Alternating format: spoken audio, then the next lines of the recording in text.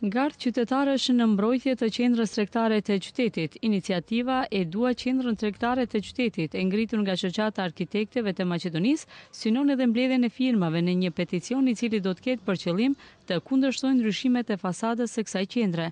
Grumbullimi i firmave fillon në orën 10 dhe në krye të tyre do të jenë arkitekt, skulptor, piktor dhe qytetar. Na kraj od toj govoren del. Pas mbajtjes së fjalimeve menduam një gjest, përqafimin ose rrethimin si gardh, mburojnë njerëzore të objektit.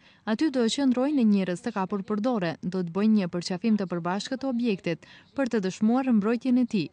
Kjo do të tregojë se qendra tregtare na përket neve dhe ne i përkasim asaj.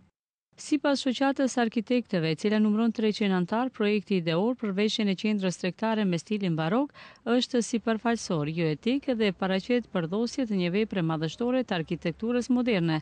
Zgjidhja ideore parashikon ndërtimin e 3 kupolave, 10 shtyllave antike dhe terracë të madhe me figura. Arkitektët paralajmëruan se do të kërkojnë marrjen e licencës për arkitektin që ka projektuar fasadën e re. Qendra tregtare është i vetmi objekti i këtij lloji, kurse autori i saj Zhivko Popovski është nderuar për këtë vepër në vitin 1973 me çmimin 11 tetori.